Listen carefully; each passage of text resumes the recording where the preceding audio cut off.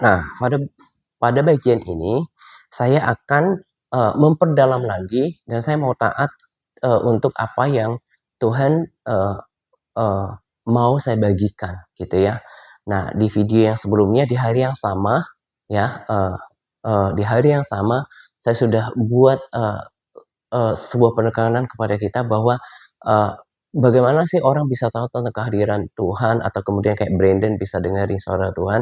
It is as simple, sederhana kalau kita punya persekutuan pribadi dengan Tuhan. Nah, di sini saya mau mau sampaikan apa yang Roh Kudus ajarkan saya ketika pagi tadi itu beraktivitas gitu ya. Nah, lagi-lagi sebelum saya lanjut, saya harus bagikan kata-kata yang bernilai tinggi yang membangun saudara. Jadi kalau saudara itu punya hati yang murni mau belajar, itu pasti akan semakin hari itu semakin dewasa secara rohani gitu ya. Jadi kalau saya bilang Roh Kudus ajarkan saya itu berlebihan ngeroh atau memang seturut firman Tuhan. Nah, kalau Anda membaca firman Tuhan, maka saudara tidak akan berkata, itu berlebihan atau nggak masuk akal. Terlalu jauh bagimu karena memang pada dasarnya nggak punya persekutuan dengan Tuhan, dengan doa, melalui doa dan firman gitu ya. Nah, tetapi firman Tuhan katakan pada kita bahwa Roh Kudus akan mengajarkan kepada kamu hal-hal yang akan datang. Nah, kalau misalnya guru diam-diam aja, bagaimana dia mau mengajar? Ya, in the same way, dengan cara yang sama, Roh Kudus itu kan berbicara, tapi nggak pakai teriak-teriak gitu ya. Dia kalau saya pribadi through understanding, lewat pemahaman ya, and the Holy Spirit will speak in my heart and explain things ya. Dia akan berbicara dalam hati saya dan menjelaskan banyak hal. Nah, ketika beraktivitas lagi, saya bagikan ini karena punya dua sasaran ya. Um, dia Roh Kudus ajarin saya lagi tentang Nikodemus itu. Nah, makanya uh, uh, kalau kita baca firman itu, kan pertama kita baca dulu secara harfiah, ini kata-katanya. Ya kita cuma sebatas membaca, memahami. Tapi di balik itu ada berlimpah-limpah itu pelajaran hidup. Ya, terutama pelajaran kekekalan, pelajaran rohani gitu ya. Nah, ketika saya renungkan, karena saya sudah biasa untuk meditating on God's word ya, as I go my activities ya. Karena saya udah belajar merenungkan firman Tuhan sembari melakukan aktivitas saya. Nah, di sini uh, uh, kan Yesus katakan pada Nikodemus selaku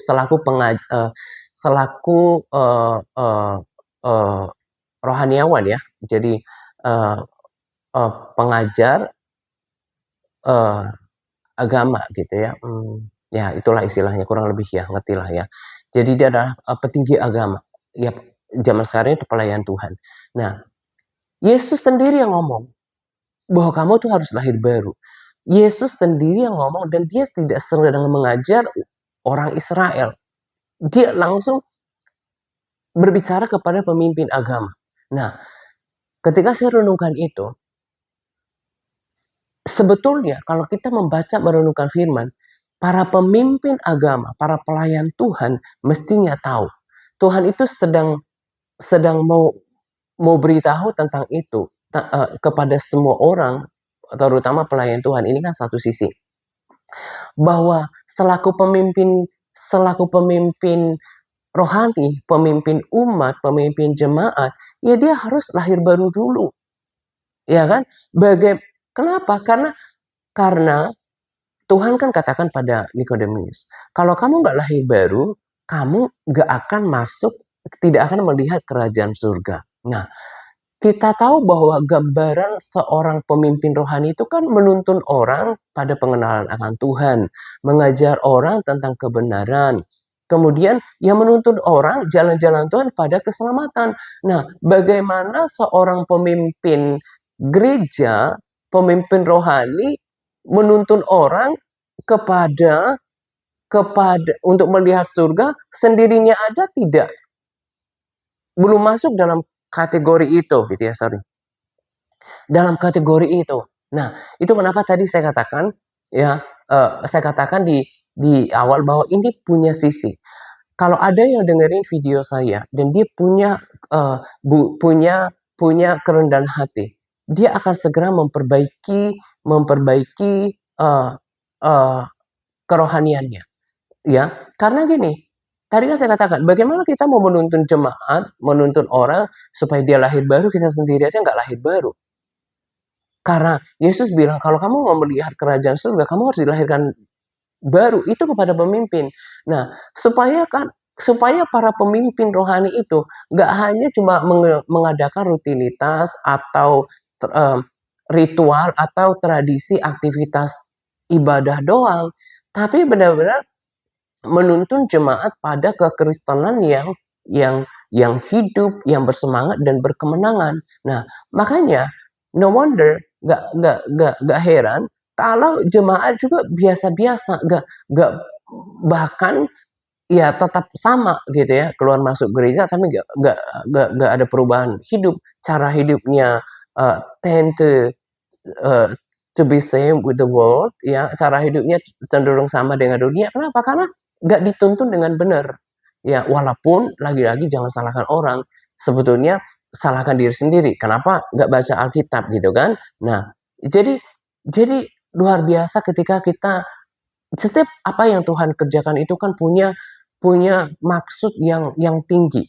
Jadi ketika saya renungkan bahwa sebetulnya kalau seorang mau jadi pemimpin rohani yang yang memang niatnya mengajar orang-orang percaya supaya mereka bertumbuh dalam iman, berubah dalam karakter, bahkan mempersiapkan hidup mereka untuk melihat surga, ya dia harus lahir baru dulu. Sebab saudara harus tahu bahwa kekristenan itu kan bukan soal punya agama, punya terdaftar di gereja lokal tertentu, nanti menangani misalnya berbagai aktivitas seperti mungkin pernikahan, ya itu bagiannya. Tapi Anda harus tahu bahwa itu bukan sekedar agama-agamaan, tapi kekristenan itu kan menjadi proses, menjadi kendaraan bagaimana saudara mempersiapkan hidup saudara pada kekekalan. Jadi jangan salah menjalankannya. Yang penting udah ke gereja, yang penting misalnya terdaftar di gereja lokal tertentu. Goalnya daripada kekristenan itu adalah banyak supaya mengenal Tuhan, mempersiapkan diri pada kekekalan. Jadi kalau kalau hidupnya tidak pernah, nggak ada perubahan gitu ya, nggak ada perubahan, ya ada yang salah di sana. Tapi kalau ada orang yang mendengarkan uh, video saya ini di pelayan Tuhan merasa kayak udah anti dulu gitu ya. Udah kayak merasa, oh ini kan kelompok ini, kelompok itu. Saya kasih tahu di sini ya. Manusia yang membedakan ya berdasarkan pengetahuannya, misalnya ada tradisi gereja tradisional, ada gereja Pentakosta, mungkin ada Harismati, itu kan pengetahuan manusia. Tapi kalau kita kembali ke Alkitab, cuma ada dua Kristen, Kristen domba atau Kristen kambing. Kristen yang berkategori gandum atau ilalang, Kristen yang sungguh-sungguh atau enggak, bagian dari gadis bodoh atau yang bijaksana. Ini sesimpel, cuma sesimpel itu. Jadi kalau kan orang kalau udah bodohnya itu kuadrat gitu ya, maksudnya itu langsung anti, oh ini nih langsung gak terimaan gitu ya. Memang akan ada seperti itu. Makanya ada ayat yang berkata bahwa akan ada orang yang masuk neraka. Itu cenderung orang yang gak mau berubah. Nah, kalau ada orang langsung anti begitu, hati-hati. Jangan-jangan hati saudara itu udah benar-benar dikuasai oleh si jahat.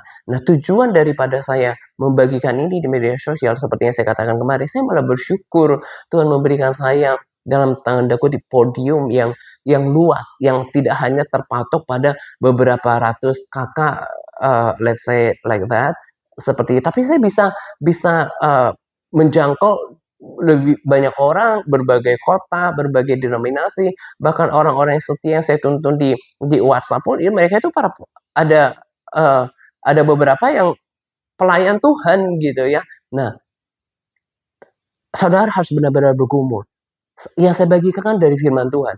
Kalau ada pertentangan, jangan-jangan cuma casingnya aja, istilahnya itu Kristen, KTP-nya Kristen, mungkin hati itu gereja, tapi hatinya itu dipenuhi dengan kejahatan.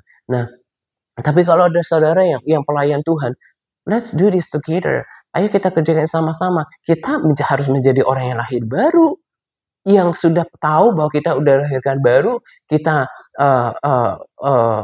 fill with, dipenuhi dengan Roh Kudus dan terus berjalan led by the Holy Spirit, ya kan?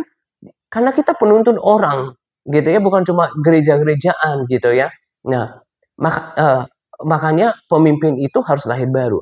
Nah, sekarang ke sisi yang lain.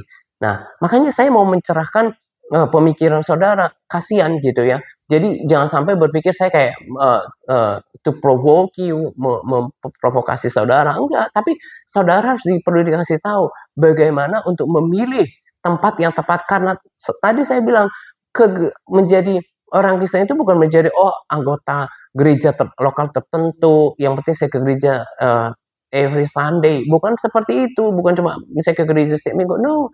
Tapi ini saudara itu sedang mengerjakan keselamatan, kekekalan, which is eternal, ya, yang konon adalah abadi, gitu ya. Nah, makanya saudara kalau dengerin ini, mulai berpikir, pantasan ya kekristenan saya itu nggak bergairah selama umur ini, maybe sudah 40 years old, udah 40 tahun, 50 years, 60, maybe 70 years old, udah sampai 70 tahun, tapi nggak ada yang berubah ya dalam kehidupan saya. Sampai sekarang itu saya belum pernah lulus, nggak usah baca Alkitab seutuhnya. Bahkan mungkin satu kitab pun nggak pernah, saya nggak pernah berdoa, saya nggak pernah rasakan hadirat Tuhan. Nah, itu karena udah salah jalan. Udah salah jalan. Kata Yesus selaku pemimpin rohani itu harus lahir baru dulu. Nah, karena kalau sudah lahir baru, dia bisa tahu memimpin jemaat untuk kelahiran baru, untuk punya goal seperti Paulus ikut dalam pertandingan iman untuk mengejar panggilan surgawi. Nah, jadi saya katakan ini pada saudara, ini adalah bentuk kasih sayang Tuhan dan juga perhatian saya pada saudara, supaya mulai berpikir, iya ya, sudah puluhan tahun kok hidup saya itu kayak gini-gini aja. Ya, ada yang salah di sana. Saudara harus benar-benar lahir baru. Makanya ya, saya nggak pernah salah untuk mendengarkan tuntunan Roh Kudus so far. Walaupun kemarin saya bilang doa pertobatan itu, doa lahir baru itu, nggak direspon sebanyak. Tapi lewat video-video saya berikutnya, termasuk hari ini. Makanya saya dorong saudara untuk berdoa lahir baru. Karena itu akan memudahkan saudara untuk menjadi pelaku firman. Kenapa? Karena ketika kita doa lahir baru dengan sungguh-sungguh, Tuhan akan melahirkan baru hati kita. Tuhan akan memberikan hati yang baru, sehingga kita lebih mudah untuk taat, gitu ya. Untuk taat, untuk menjadi pelaku firman Tuhan. Karena ini yang harus dikerjakan setiap hari untuk hidup orang berubah. Sekali ke gereja setiap minggu, kemudian perayaan Natal, kemudian apalah hari raya orang Kristen, itu tidak membuat saudara itu berubah. Enggak akan berubah. Nah, makanya kan saya udah katakan, saya berubah. Ya, termasuk kemarin saya saksikan tentang Bu Rinda, juga sahabat saya sekarang, itu berubah. Karena kami melakukan bagian kami. Itu kami udah komitmen baca firman. Kami berdoa, bahkan sekarang kami ada doa grup gitu ya. Itu yang menguatkan kami. Bukan karena cuman pergi sekali seminggu ke gereja. Terus sekali lagi saya ulangi.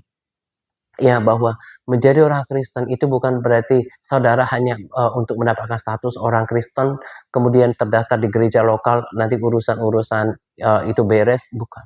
Tapi lebih daripada itu, saudara mengerjakan keselamatan saudara. Karena di bumi ini sementara, bahkan Yesus sudah akan datang, gitu ya. Jadi kalau saudara merasa, iya betul ya, kehidupan saya kayak gini-gini aja, saya nggak ngerti firman Tuhan, memiliki kerendahan hati untuk berdoa lahir baru, seperti video yang saya bagikan. Minta Tuhan untuk masuk ke dalam hati saudara secara official, secara pribadi ya, secara personal, untuk jadi Tuhan, dan tolong selesaikan dosa yang lama. Memang nanti juga akan buatkan. Emangnya kalau udah lahir baru, kemudian kita buat dosa bagaimana? Udah beda, nanti saya ajarkan itu dalam satu video tersendiri gitu ya. Tapi ketika kita sudah membereskan hubungan kita dengan Tuhan, ada satu pertobatan menyelesaikan, kita sudah lahir baru, kemudian nama kita dicatat ya in the Lamb's Book of Life, dicatat dalam buku kehidupan, dan status kita sekarang sudah menjadi gini, sudah ada rekonsiliasi. Jadi ketika ada perselisihan, misalnya permusuhan karena dosa kita, ketika kita bertobat, berdamai, udah ada perdamaian dulu. Nanti kalau ada hal-hal yang di depan yang mungkin kita jatuh lagi dalam proses, nanti saya akan bagikan. Adakah ayat firman Tuhan yang membackup sehingga kita tetap hidupnya itu benar di hadapan Tuhan? Ada. Nanti saya akan bagikan di video selanjutnya gitu ya. God bless you.